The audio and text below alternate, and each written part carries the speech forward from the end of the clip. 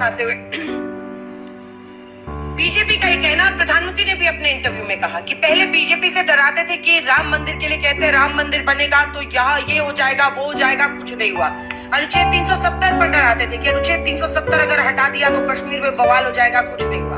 अब चूंकि ये सब खत्म हो गया है तो ये कहा जा रहा है कि बीजेपी आई तो चुनाव ही नहीं हो पाएगा देश में, बीजेपी आई तो संविधान बदल जाएगा, लोकतंत्र खत्म हो जाएगा। पीएम कह रहे कि संविधान जिंदाबाद था, है, रहेगा। प्रियंका जी। चल झूठा। तो दो चीजें कहूंगी। सबसे पहले प्रजातंत्र हट जाएगा तो मैं आपको एक उदाहरण देती हूँ। आपको पता है अभी रशिया में चुनाव हुए थे, कुछ दिन पहले ही चुनाव हुए हैं, और 75% वोट या आई थिंक 85% वोट से पुतिन जीते थे। आपको पता है वहां पे चुनाव में क्या होता है, जो विपक्षी दल के नेता होते हैं उनको सबको हिरासत में कर दिया जाता है या उनको ऐसी सजा सुनाई जाती है कि उनकी हिरासत में ही मौत हो जाती है, पर इलेक्शन होता है। तो एक होता है प्रजातंत्र में फ्री एंड फेयर इलेक्शन होना, एक होता है पुतिन स्टाइल इलेक्शन होना। और पुतिन स्टाइल इलेक्शन करने की ओर जो बढ़ रही है इंडिया, उसके बारे में मैं बता रही हूँ। और मैं किन कारणवश बता रही हूँ, क्योंकि मेरे पास तथ्य हैं। ये इलेक्ट्रल बॉन्ड्स की स्थिति है। कल प्रधानमंत्री जी ने अपने इंटरव्यू में कहा कि हमें सिर्फ 37% हमें इलेक्ट्रल बॉन्ड्स के फंड्स मिले थे। अब ये देखिए 11,450 करोड़ है, और आपको यहाँ पे देख रहा होगा सैफरन में सारा है, भारतीय जनता पार्टी का लोगो है, उसमें है 6,566, 55% जो इनको चंदा मिला है, इनको मिला है। प्रधानमंत्री नरेंद्र मोदी जी कहते हैं चलिए इलेक्ट्रल बॉन्ड से पता तो चला किसको कितना मिला, कौन सी कंपनी ने क्या दिया। वो उनकी वजह से नहीं पता चला, इलेक्ट्रल बॉन्ड्स की वजह से नहीं पता चला। वो इलेक्ट्रल बॉन्ड्स को पूरी तरीके से नॉन ट्रांसपेरेंट बनाने का जो काम हुआ था और नॉन ट्रांसपेरेंट बॉन्ड्स को इंट्रोड्यूस करने का काम हुआ था, वो इनकी सरकार ने किया था। सुप्रीम कोर्ट को स्टेप इन करना पड़ा, वहां पे भी ये दलील दी गई थी कि हम ये डेटा रिलीज नहीं कर सकते हैं, और आज सुप्रीम कोर्ट की वजह से पता चल रहा है किस तरीके का क्विड प्रो को हुआ था। अब मैं दूसरी लेवल प्लेइंग फील्ड की बात करती हूँ, किस तरीके से ईडी, आईटी, सीबीआई बकायदा इनके चरणों में पड़ी हुई है और उनके हिसाब से काम कर रही है। उनका टूल किट बन गई है, इलेक्शन टूल किट। तू समझा? हाँ। नहीं, तू समझा नहीं। क्या अमोल कीर्तिकर जी हैं, मुंबई के उत्तर पश्चिम से वो इलेक्शन लड़ने वाले हैं। 9 बजे सवेरे उनका नाम डिक्लेयर होता है, 10 बजे उनके ऊपर ईडी का नोटिस आ जाता है। अब इलेक्ट्रल बॉन्ड्स में कौन सी कंपनी इन्वेस्ट कर रही है, इलेक्ट्रल बॉन्ड में भारतीय जनता पार्टी को कौन चंदा दे रही है, जहां पे एक्सटॉर्शन डिपार्टमेंट यानी ईडी ने उनपे छापेमारी की है। 26 ऐसी कंपनियां हैं जिन्होंने पैसे किसको दिए, भारतीय जनता पार्टी को दिए। अब एक और बताती हूँ, क्योंकि ये बहुत सारे नाम ले रहे थे, इतिहास में नाम गिना रहे थे। आप तो ये इतिहास की जो करतूतें थी वो बदलने आए थे 2014 में, उसका सहारा लेकर अपना स्पष्टीकरण तो देने नहीं आए थे। ये दूसरा आपको उदाहरण दे रही हूँ, 2014 से किस तरीके से 4 गुना इजाफा हुआ है ईडी इन्वेस्टिगेशन में, जिसमें 25 ऑपोजिशन लीडर्स जिन पे गंभीर आरोप लगे थे, 70,000 करोड़ के घोटाले से लेकर दाऊद इब्राहिम से लेकर इकबाल मिर्ची, सबका हवाला दिया था। वो सब जैसे ही इनके पास आए उनको गंगा नहा लिए वो, और 23 लोगों के ऊपर सारी इन्वेस्टिगेशन खत्म हो गई। तो लेवल प्लेइंग फील्ड जब डेमोक्रेसी में नहीं होता है, उसका परिणाम आप देख रहे हैं, पुतिन जैसा चुनाव होता है। पुतिन भी कहता है मैं जीत कर आया, तो आने वाले चुनाव ऐसे ही होंगे। अब रही संविधान बदलने की बात, मैं आपको एक और चीज बता दूं, संविधान ना बदल कर भी नरेंद्र मोदी जी ने जिस तरीके से महाराष्ट्र में संविधान की धज्जियां उड़ाई थी, जो खुद बकायदा सुप्रीम कोर्ट ने कहा कि जो सरकार चल रही है इलीगल एंड अनकॉन्स्टिट्यूशनल है, वो नरेंद्र मोदी जी करते आ रहे हैं। वो संविधान का हवाला देकर उन्होंने संविधान को ही तोड़ने का काम किया है। शेड्यूल 10 को दरकिनार कर उन्होंने ईडी हो, आईटी हो, सीबीआई हो और अब इलेक्शन कमीशन हो, इन्होंने अपनी राजनीति की है। तो इनसे क्या, और सबसे इंपॉर्टेंट बात, ये तो हमने विपक्ष नहीं कह रहा था संविधान बदलेंगे, इनके जो भी चुनिंदा लोग हैं, नॉमिनेटेड एमपीज जिनको टिकट्स मिली हैं, सब जोर जोर से बोल रहे हैं, कर्नाटका के हो, राजस्थान के हो, महाराष्ट्र के हो, उत्तर प्रदेश के हो, सब ये बयान दे रहे हैं कि आप हमें 400 से ज्यादा दीजिए, हम संविधान बदलना चाहते हैं। अरे कोई उनसे पूछिए संविधान क्या बदलना चाहते हैं, तब नरेंद्र मोदी जी आकर दूसरों पे दोष मरे, खुद गिरबान में झांके ना क्या काम कर रहे हैं। क्या करें, बोल जवाब दीजिएगा। सुरेंद्र राजपूत जी भी बोल रहे, प्रधानमंत्री ने कहा ये जो आरोप लग रहे संविधान बदल देगी बीजेपी आएगी, तो 25-30 साल से जनता को हमारे खिलाफ डराने का एक ही रिकॉर्ड है जो बार बार घूम रहा है, और कांग्रेस पर तो वो बहुत हमलावर थे। उन्होंने कहा कि सनातन विरोधी पार्टियों के साथ आखिर कांग्रेस की ऐसी क्या मजबूरी हो गई है कि वो सनातन के खिलाफ इस तरह का बयान देते हैं लेकिन फिर भी उनसे चिपके रहते हैं? तो समझना है कि मूल भावना जो इस देश का है उसके खिलाफ क्या कांग्रेस पार्टी जा रही है? ये पीएम का हमला है। दोस्तों, जब अब तक लंच ब्रेक पानी में जाके डूब के आ जाओ। प्रधानमंत्री जी का हमला कांग्रेस पार्टी के प्रति उनके डर को दिखाता है। पिछले 10 साल से प्रधानमंत्री जी सत्ता में और कांग्रेस पार्टी एक बार 44 में थी, इस बार 52-54 पर है। उसके बाद भी प्रधानमंत्री जी को रात को सपने में कांग्रेस पार्टी इंडिया गठबंधन आता है और वो लगातार झूठ, छल, कपट, प्रपंच कुछ भी करते रहते हैं कांग्रेस के खिलाफ। कभी उद्धव साहब के खिलाफ, कभी इंडिया गठबंधन बाला साहब के खिलाफ, कभी शरद पवार साहब के खिलाफ। उसके बाद वो झूठी गारंटियों की बात करेंगे। और अंजना जी, जिस तरीके से कांग्रेस के प्रति वो हमलावर रहते हैं, ऐसा लगता है कि पिछले 10 साल में नरेंद्र मोदी जी प्रतिपक्ष में है और कांग्रेस सत्ता पक्ष में है। आप इस चीज को देखिए कि आप कोई ऐसा आपने प्रधानमंत्री देखा हो आज तक इतिहास में जो प्रधानमंत्री अपने 10 साल के शासनकाल की तो कोई बात नहीं करेगा, या तो इतिहास की 2014 से पहले की बात करेगा या 2047 की बात करेगा। उनकी गारंटियों की तो आप तब मानेंगे ना, गारंटियां हैं उनकी। गारंटी बिल्कुल इस तरीके की छोटी सी बात एक बड़ा वो है कि एक तरबूज वाला बंबई में तरबूज बेच रहा था, कह रहे चीनी से भी मीठा तरबूज ले लो, चीनी से भी मीठा तरबूज। तो जब तरबूज देखा गया तो फीका था, उन्होंने कहा तरबूज तो फीका है, तो क्या चीनी डाली इसमें? तो चीनी डालने के बाद मीठा होगा ना।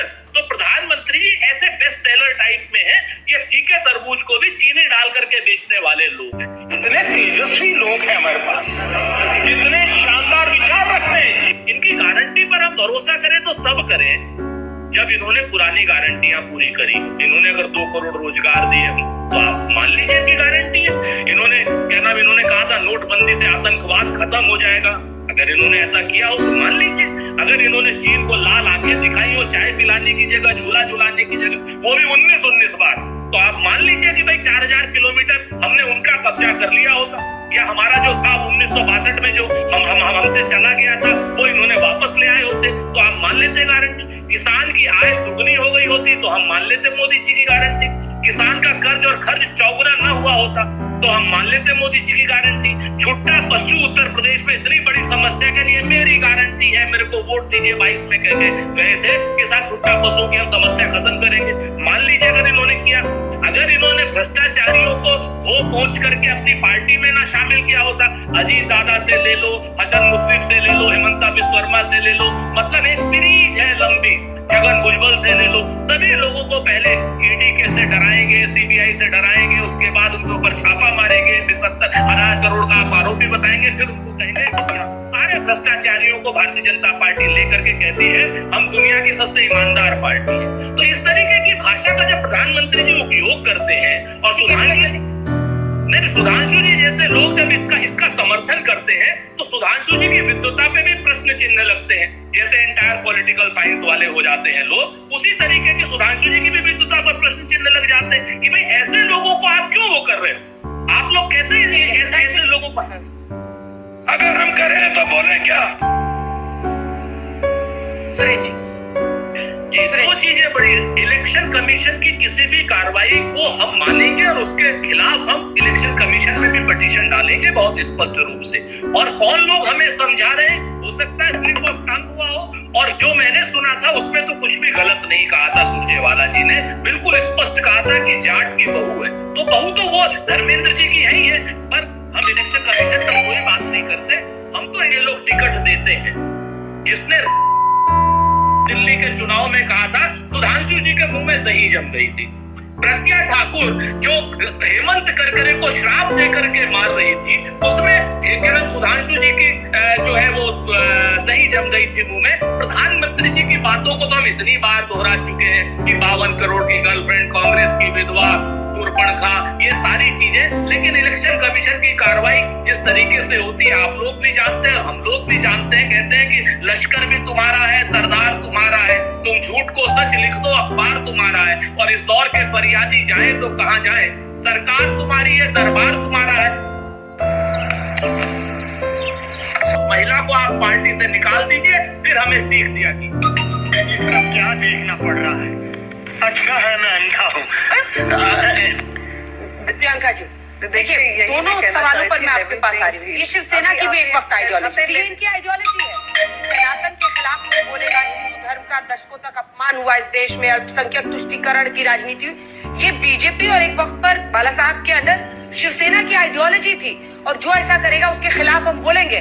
प्रखर होकर ये बोलते हैं एक ध्रुवीकरण होगा, इससे चुनाव में फायदा होगा, वो उसका एक इफेक्ट है। लेकिन आइडियोलॉजी इनकी है जो कि ये खुलकर शुरू से बोलते आए हैं। इसी के साथ जो अन्य मुद्दा था जिस पर वो हमला कर रहे थे, दोनों पर आपका जवाब। हमारे मतलब आपको मत सिखा। एक तो अंजना जी, मैं आपकी बातों को करेक्ट करना चाहूंगी, आपके स्टेटमेंट को करेक्ट करना चाहूंगी कि एक वक्त पे शिवसेना की आइडियोलॉजी थी। ये टीवी के पत्रकार और एंकर्स नहीं बताएंगे हमारी आइडियोलॉजी क्या थी, क्या है और क्या रहेगी। सबसे पहले मैं आपको ये करेक्ट कर दूं, हिंदुत्व हमारी आइडियोलॉजी थी, है और रहेगी, और उसका सर्टिफिकेट ना मैं भारतीय जनता पार्टी के प्रवक्ता से लेने बैठी, ना मैं आई एम सॉरी आपके शो में आपसे लेने बैठी। रही बात हमारे हिंदुत्व पॉलिटिक्स की, हमने हमेशा कहा अपने देश को सर्वप्रिय रखो, सबसे ऊपर रखो, बाद में आता है आपका धर्म, बाद में आता है आपकी जाति। इन लोगों ने जिस तरीके का ध्रुवीकरण किया है, जिस तरीके से पहले तो धर्म का इस्तेमाल कर फिर अपनी जातियों का इस्तेमाल कर जो ये काम कर रहे हैं महाराष्ट्र में, और मैं महाराष्ट्र स्पेसिफिक कहूंगी क्योंकि मैं महाराष्ट्र का नेतृत्व करती है हमारी पार्टी, महाराष्ट्र के संदर्भ में कहूंगी। अब रही बात लेवल प्लेइंग फील्ड की, level playing field election commission ने जो रणदीप सुरजेवाला पे 48 घंटे का किया है, उन्होंने कार्रवाई की है। उसी ब्रेथ में, सेम ही सांस में आपने शुभेंदु अधिकारी का नाम दिया। शुभेंदु अधिकारी ने क्या क्या कहा ममता बनर्जी को, उनको एक वार्निंग देकर फटकार दिया, हटा दिया, उनके ऊपर कोई कार्रवाई नहीं। आप लेवल प्लेइंग फील्ड की बात करती हैं। महाराष्ट्र में इन्हीं के चंद्रपुर के इनके कैंडिडेट हैं, इन्होंने क्या आपत्तिजनक बयानबाजी दी है एक बहन और भाई के संबंध को लेकर, और का एक ही पलंग पर लेते हैं कपड़े उतार कर। इस तरीके की भाषा में मुझे शर्मसार महसूस कर रही हूँ, ये बोलने में, पर रिपीट करना जरूरी है क्योंकि इलेक्शन कमीशन उस पर अपनी आंख बंद रखता है, कान बंद रखता है। और कार्रवाई में भी देखिए जिस तरीके के दो व्यवहार हैं। और प्लीज मैं यहाँ पर सुधांशु त्रिवेदी जी से कहूंगी, त्रिवेदी जी मैं आपके हाथ जोड़कर विनम्रता से कहना चाहूंगी कि अपनी ये वॉट अबाउटरी आप बंद करिए। वॉट अबाउटरी के चलते चलते आपने सरकार बनाई है, सरकार में बदलाव लाने का वादा किया था। भाषा की स्तर को गिराने का काम कहां से शुरुआत हुई है और कहां तक पहुंची है, उसके जिम्मेदार विपक्ष नहीं है, क्योंकि इनके पास धन बल है, इनके पास सत्ता बल है, इनके पास एजेंसीज हैं। तो प्लीज मेरे साथ यहाँ पे आकर बैठकर वॉट अबाउटरी मत करिए। अगर हेमा मालिनी जी का अपमान हुआ है तो ममता बनर्जी का भी अपमान हुआ है। सेम कार्रवाई होनी चाहिए थी और सेम सस्पेंशन होना चाहिए था 48 आवर्स का। तो मैं बस यही कहना चाहती हूँ, लेवल प्लेइंग फील्ड का एक और उदाहरण ये इलेक्शन कमीशन ने जो डिसीजन लिया है उसके बारे में। आप कुछ भी बोलो, ये नहीं सुनने वाला। आप लेंगे प्रियंका जी, ठीक है। प्रधानमंत्री ये कह रहे हैं कि अभी से विपक्ष बहाने ढूंढ रहा है, कभी इलेक्टोरल बॉन्ड्स की कहानी, कभी चुनाव आयोग, कभी ईवीएम खराब। वो कह रहे हैं कि विपक्ष अभी से हार के बहाने ढूंढ रहा है, इसीलिए इस तरह की बातों को फैलाया जा रहा है। आपका जवाब सर?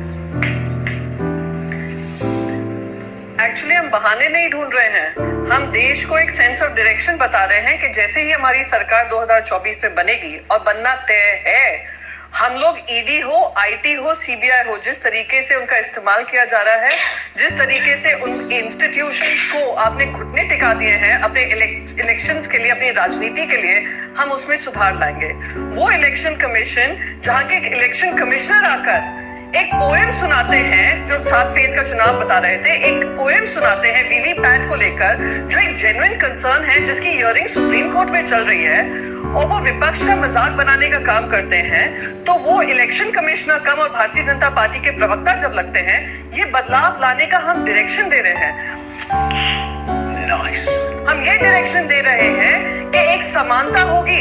आज अगर प्रजातंत्र के उसूलों का पालन किया जाए, इलेक्ट्रल डेमोक्रेसी को सही तरीके से पालन किया जाए, तो एक समानता होगी। मैं आपको याद दिला दूं, जब वाजपेयी जी भी सरकार में थे, वाजपेयी जी ने भी एक सारे करतूतें नहीं की होंगी जो आज की सरकार कर रही है। रही बात संस्कारों की, अभी बड़ी बड़ी बात वाजपेयी जी कर रहे थे, एकमात्र संस्कारी पार्टी है, उन्होंने अपनी पार्टी का भी नाम नहीं लिया। आप ये सोचिए, मोदी जी की इतनी ज्यादा खिदमतदारी हो रही है कि उन्होंने अपनी पार्टी का भी नाम लेना भूल गए कि वो पहली पार्टी संस्कारी है। उन्होंने कहा सिर्फ भारतीय जनता पार्टी संस्कारी है। सर आपने सही कहा कि प्रियंका चतुर्वेदी संस्कारी है, उन्होंने कभी अपशब्द नहीं यूज किया है, ना गाली गलौज की है। मैं बस 30 सेकंड और लूंगी, बस 30 सेकंड। बहन, गाली गलौज नहीं देती हूँ, पर सर बहुत गाली गलौज सुनी है उसी संस्कारी पार्टी से जिसको भी आपने लेबल दिया था कि संस्कारी पार्टी है, भारतीय जनता पार्टी से। हाँ भाई, कैसी लगी आगे स्वाद? क्यों, किसी के कुआर तोड़ा है? लोग किसे कुआर निकल गया करते।